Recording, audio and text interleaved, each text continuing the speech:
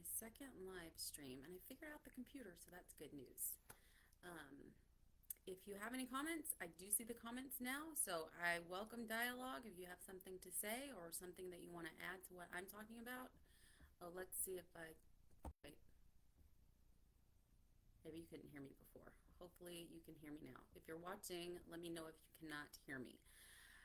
Okay, so and again, I can see the comments, so I am like a technology expert. Look at me go.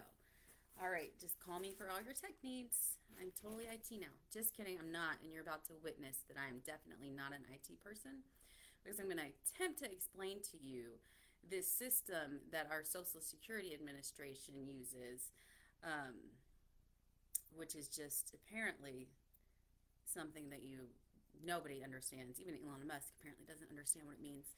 So we're going to talk about that. We're going to talk a little bit about. I've kind of a lot about that. I hope it's not too boring. We're going to talk about evil maids because I promised to talk about evil maids. Whatever you think that means, it's not something weird. And then we're going to talk about the separation of powers, and we're going to talk about due process. And if anybody else has anything they want to talk about, just let me know and we'll talk about that. But I'll go ahead and start talking. Well, number one, nothing in this live stream should be considered legal advice. I am an attorney, but I am not here as an attorney. If you think you need an attorney about anything that I talk about today or anything else, please reach out to one. If you need help finding one, I don't mind trying to help you. You can also look on state bar associations or associations, specifically if you're looking for an immigration attorney. AILA, AILA.org has immigration attorneys that you can find on there. So let's go ahead and talk about Elon Musk and COBOL. What is COBOL? Okay, wait, I have what it stands for. It stands for Common Business Oriented Language.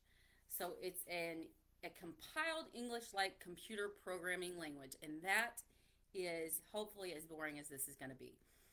Because while I was doing this research, I started to learn all kinds of things that I had no idea about. And that's what I want to talk to you about. So it is a very antiquated technology, which is why Elon Musk and Doge want to update it. In fact, the Social Security Administration was supposed to upgrade it in 2017. They were looking at doing that, and it was going to take at least 5 years to properly update it and to safely do it because I'm not an IT person. I know I come across that way because I'm just so smart at Facebook Lives. Um, but it's apparently really complicated to upgrade these systems safely and securely, which is why, and it's going to be very expensive. It was going to cost hundreds of millions of dollars to update the system, okay? To update COBOL. And I see that, like, maybe I can get some light on my face better. There we go. I think that's better. Otherwise, it's like Phantom of the Opera. So they were going to upgrade it in 2017, and they actually, I think they started to, and then COVID hit. And so they started focusing more on things that were immediately impacting the public at that time, which would have been the pandemic. Now, we won't get into the realities or non-realities of the pandemic today. I have no interest in doing that. So, yes, they know that it needs to be upgraded. Nobody's confused about that. Apparently, it would seem like Doge thinks that just nobody ever thought of it before, and that's why they didn't do it. But that's not true. So COBOL, why doesn't Elon Musk want to use that? Well, according to everyone I've spoken to, who are technology experts, it's a very, very hard system to learn, and Musk probably doesn't know how to use it. And his staff, his Doge staff, almost certainly has no idea how to use it. So what's the best option is to change it to something that they can understand better. But what's the problem with how they're doing it? Well, number one, security. Number two, functionality. Um, so let's talk about the security of it. There is a fella named Bruce Schneier was his name, and I've got links to all these articles that I will post for everyone in the comments when I'm done.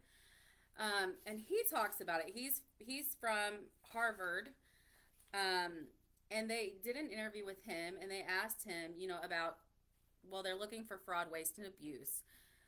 Is that a problem? The way that they're doing that, is that a problem? And Bruce said, my concern is less with their goals and more with their tactics. He laid out that there are a lot of actors, foreign and domestic, criminal and government, that would love access to all this information. I think we can all probably accept that. We don't have to research, hey, would people like to get this information for themselves, for their own personal uses? We probably can all agree on that. So, as a nation, we've spent millions, maybe more, billions probably, of dollars on cybersecurity, right? We spend a ton of money on that. Doge is actually bypassing all of the security that we have spent that money on and accessing the data through insecure means. They're copying it onto unprotected servers. They're using it to train AIs. Sometimes they're even modifying it in ways that are not tested yet, so they're not sure what effect it may have. And all of this provides opportunities for our enemies. Any government organization or any government or criminal organization that wants to access this is their time to get it. Bruce says China, Russia, North Korea, Iran, anywhere. This is an avenue for you to gain access to all of this secure data that we have. You might get it by breaking into the newly modified government computers. You might get it by going after the copies that Doge has made. And you might also get it because you find it easier to access because now the government employee that was working to keep it all secure has now been fired. And we've all watched as Musk and his team fired very willy-nilly, nonchalant people across all organizations in our government. So that's one big concern that we should all have. Now, whether you like Musk or not, I don't think any of us want our data being stolen because he doesn't feel that he needs to take the time to make sure all of this is done securely and properly for all of our safety. They asked Bruce Schneier, and I'm probably not saying that right, so my apologies to Mr. Schneier. Do you have any confidence that Elon Musk and Doge are taking the steps necessary to ensure that these sorts of things, the things that he just described to us, happen, and that this critically important data is secure? And he's pretty straightforward. He says, we know that they're not because of how quickly it's happening. Security takes time. Nothing secure happens this quickly. There is no way that they can be secure in what they're doing. So all of our stuff is out there. Let's liken it to this, okay? If you have, well, for one thing, let's go with, okay, you work somewhere and you guys use some sort of tech. You use some sort of software. I think Citrix is one that you could use, or for me, it's my case, or for some other attorneys, it's case Chloe or something like that. But you probably have some software you use if you do any kind of data entry job. Let's say tomorrow, some Joe Schmo comes in off the streets and said, hey, this is not good. This is not efficient. Let's upgrade it.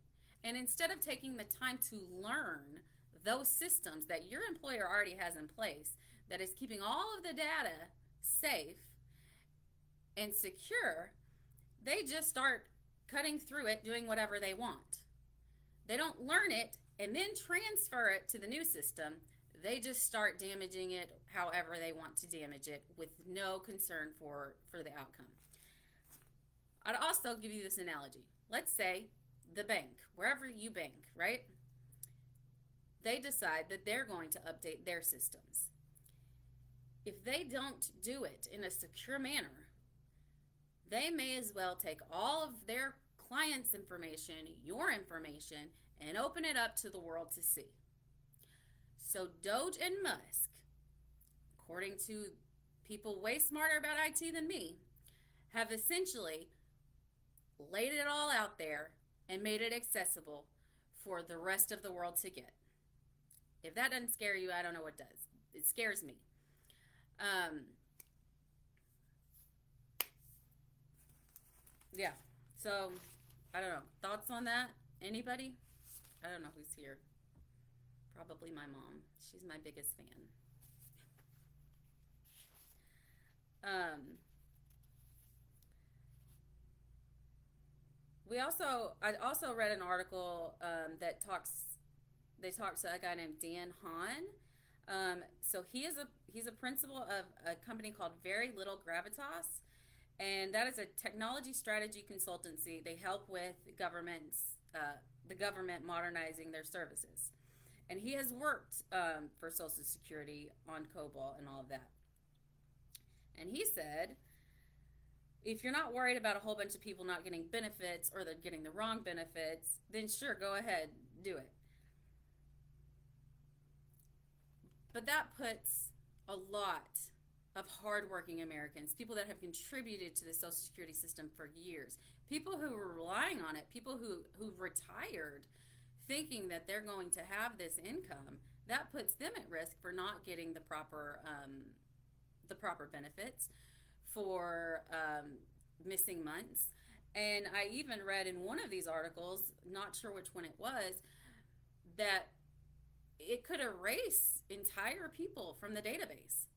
So now, not only is grandma going to miss her check payments that she's probably relying on to make her house payment, to feed herself, maybe to pay medical bills, maybe to get prescriptions, I don't know. Um, Now she's not only going to miss those, she's going to have to now prove that she deserves them. She's going to have to prove her work history, that she's paid in, how much she's owing, probably prove that she exists in the first place. So this is going to cause a lot of problems for a lot of people, and they're doing it without any concern for the people that it affects. And how do we know that? Because they tell us so. Mr. Lutnick, I forget his first name, I think it's Howard, but he's a member of the cabinet, right? And I posted this not too long ago.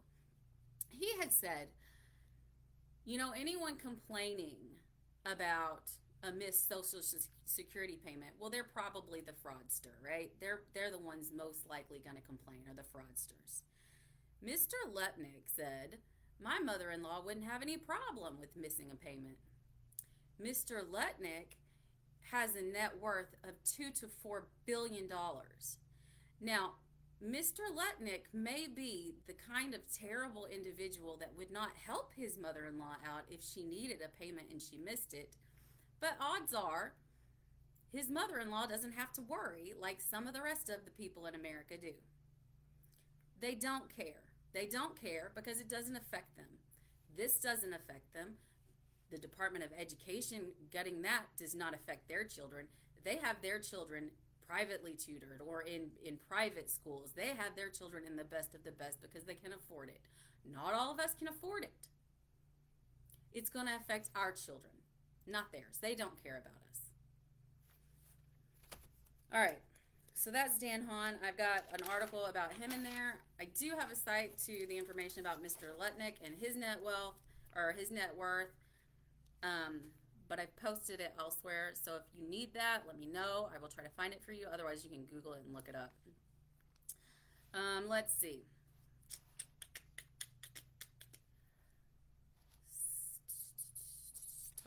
Talked about that.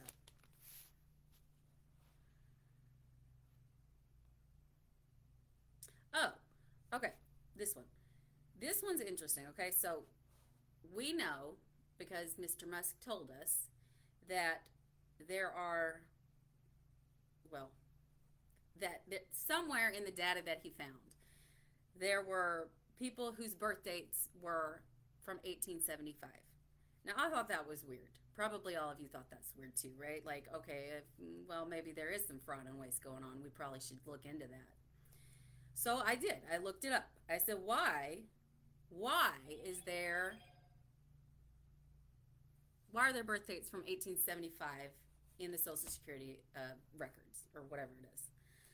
And I found out that there's actually a date that COBOL is defaulting to. And I have to find, I've got an article about that too. I'm not just pulling this out of thin air. I promise I've looked it all up. I'm not a tech person, but I've looked it all up, and let me see where that article was. It's called, what is it called? Oh, you know what? I think I put it over here. Hang on. I put it with all of my, okay. The default date is called the Convention du Maître, something. I don't know. I got a Wired article about it.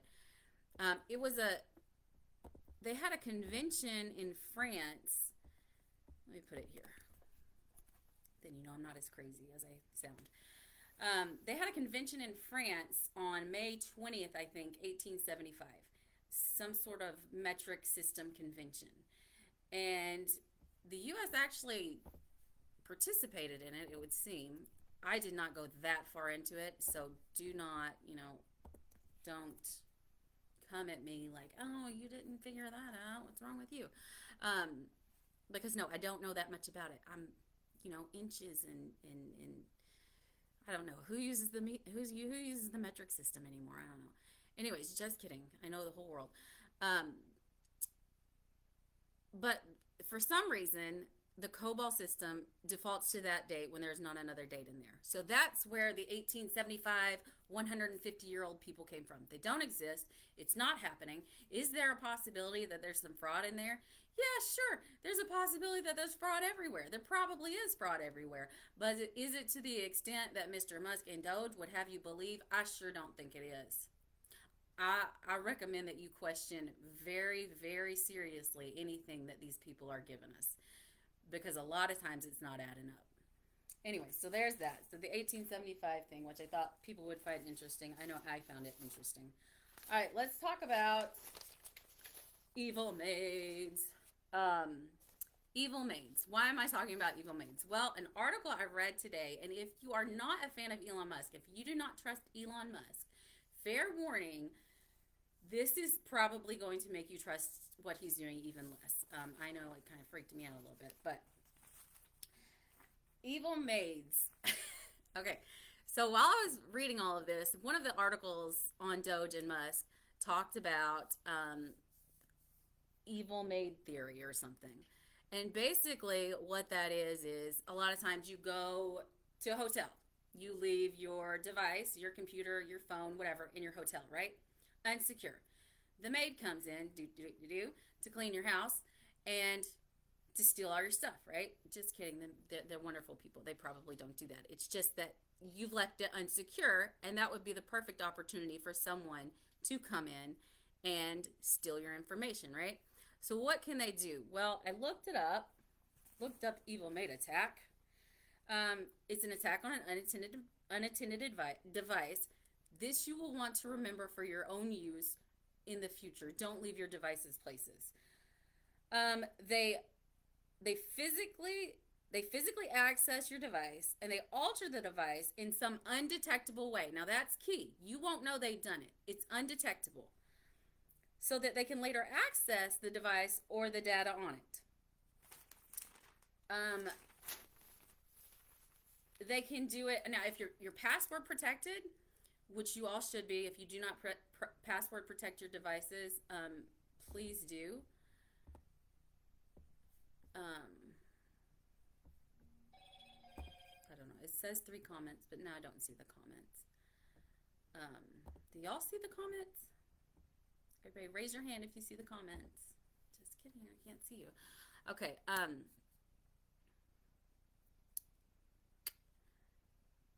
what was I saying?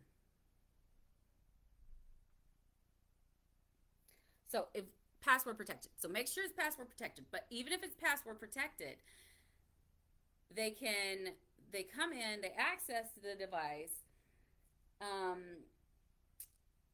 If it's password protected, they have to compromise the firmware. And they usually do that with an external drive.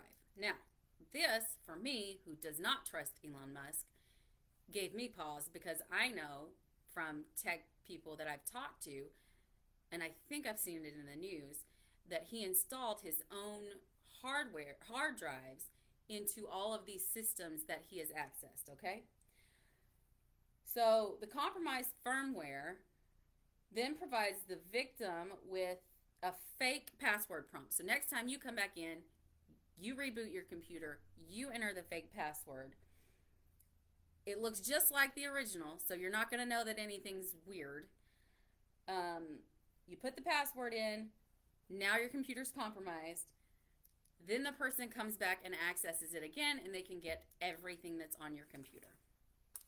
So don't leave your devices anywhere unattended, and if you do, don't do it twice. And make sure you have passwords. But to me, that raised concerns because I don't know what Elon Musk's game is. I don't think any of us do. I don't think Congress does. That I find very concerning, that there's no congressional oversight in anything that he seems to be doing. And I think that that should give everybody pause. But that's my spiel on that for today. Any questions on Elon Musk or Doge or 1875 or COBOL or anything, just post them. I assume that I'll see it. If I don't see it, then I'm sorry. Because it says 3 comments, but I only see my comments. So I don't know.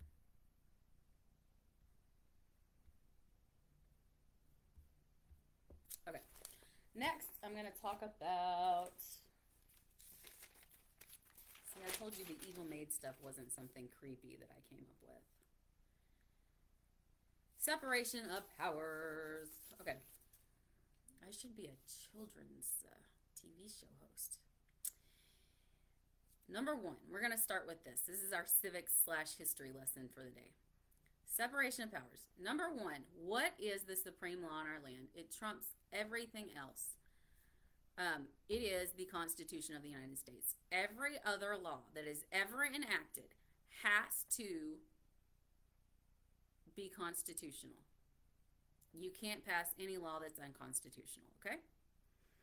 Now, we know, I keep freezing, we know that our Constitution provides for a legislative branch, an executive branch, and a judicial branch, right? Ugh, don't freeze on me. Am I freezing for y'all? I don't know. Hang on. Maybe I make it. Maybe I just.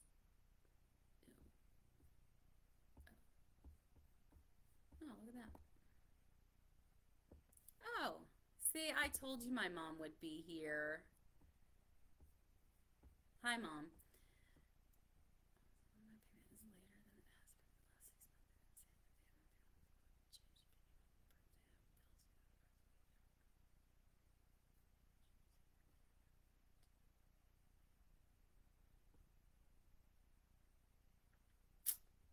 Thank you for sharing that, Mother. I'm sorry that you don't have a son-in-law that's a billionaire. For personal reasons also. Okay, give me 1 second, everybody, and then we'll get back to separation of powers.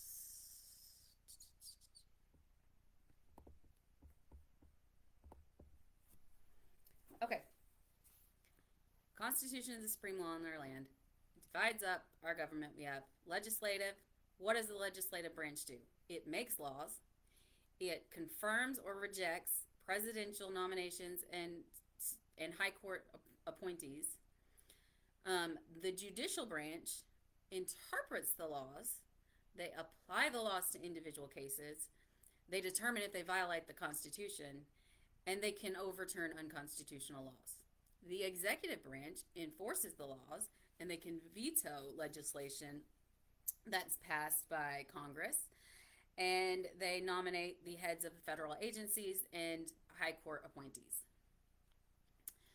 There has been a lot of confusion lately about whether the 3 branches of government are equal or not. And I am here to tell you that, save for one article that I found that is from the imaginative conservative, so that tells you right there that it's probably a bit biased. The general consensus is yes, they are in fact equal. Even the imaginative conservative would say that if any of the branches are supposed to have more power than the others, it's the legislative branch, certainly not the executive branch.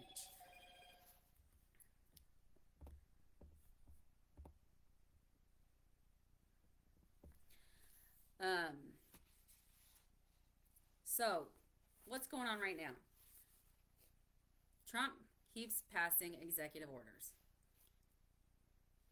They are then litigated in court, and sometimes the judges are not ruling in his favor. This is upsetting a lot of people. They are calling to remove judges that do not agree with him. I very much vehemently disagree with the suggestion that judges should be removed if they don't agree with one of the presidents that are holding office, okay? Every president since George Washington, except for one, William Henry Harrison or William McKinley. Okay, I looked it up, but it's true. Except for one, has used executive orders. Now, George Washington, I think maybe did 8, and then, or maybe even 1. And they've steadily grown and grown and grown over history, okay? In the last Trump administration, the total executive orders that he passed, that he signed, was around 200. I think a little over 200. And I do have articles for all of this too. This time, he has already passed 107 executive orders. So yes, there are judges overturning these executive orders or questioning these executive orders because he's passing so many. They're ripe for litigation. I would recommend that we hold our lawmakers, any of them, accountable to reimburse the public funds used to litigate clearly unconstitutional laws that are passed if they push them through. They should know better. Now, I've seen earlier today some lawmaker, some congresswoman talking about how due process doesn't apply to everybody. This is embarrassing. Our lawmakers should at least know what most of our laws are. There's a ton of laws out there. They're not going to know everything. But the simplest ones, due process, does it apply to everybody? Yes, it does. And I'm going to get to that in a minute. She should know that. Stop lying to people. You're either lying or you don't know what you're talking about. And if you don't know what you're talking about, do a little research before you start talking. Now, I may say some wrong things here. Please correct me. Please, I welcome it. I am inevitably going to make mistakes. I will do my best to fix them. I will do my best to make sure I don't make them. But I'm not going to talk about something if I have absolutely zero idea what I'm talking about. And clearly that lady has absolutely zero idea what she's talking about, or she just likes to lie to people. I don't know which. We'll talk about that again in a minute. I'm going to copy and paste. So we're talking about the separation of powers. There's a really good example of the separation of powers, and I'm just going to put it in here for you, and then I'll give you the link. U.S. v. Alvarez. In this case, the legislative branch passed a law. Here's the information. They passed the law. Then, let's see, it was challenged in court. The Supreme Court said it was unconstitutional. Then the executive branch established a government-funded database to enable verification of military honors. The law that Congress passed was supposed to punish people that were misrepresenting that they had high military honors, okay?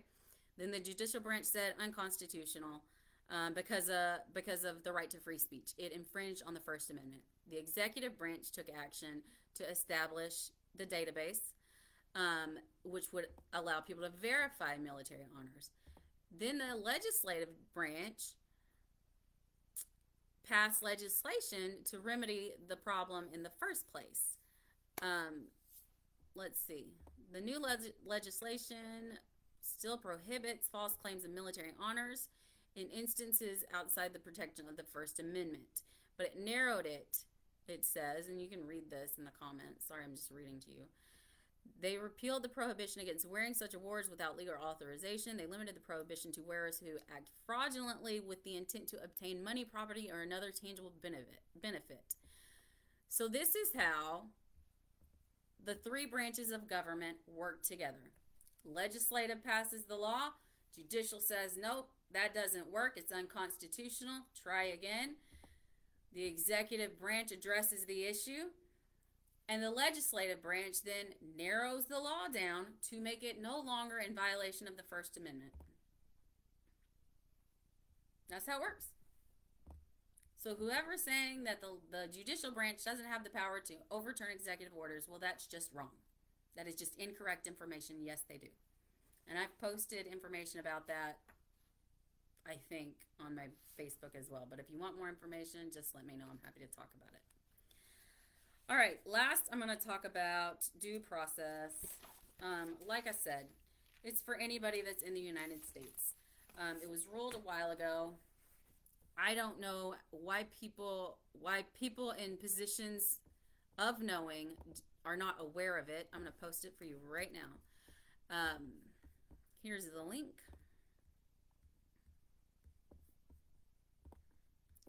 And you will see that the Constitution annotated tells you that the Supreme Court ruled, so it started in 1903, and they said that an alien who has entered the country is subject to the jurisdiction of the United States, and they cannot be deported without an opportunity to be heard.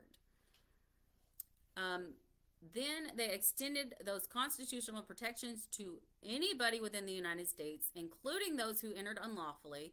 And they said once they've come through our gates, even illegally, they can be expelled only after proceedings conforming to traditional standards of fairness encompassed in due process of law. Due process rights apply to everybody. Whether you like them or not, they apply. And I was arguing, well, I wasn't really arguing. I was talking to some guy today on Dinesh D'Souza's page, because I'm currently asking Dinesh D'Souza if he would support fines for media personalities that intentionally mislead the public. He's not responded to me for some reason. I don't know why. But I was talking to this guy, and he wanted to say, well, there was no due process when they came into the country, so they don't deserve due process when they're removed from the country. And to that I said, let's imagine this scenario. Tomorrow, I go get a job at ICE. I don't like you.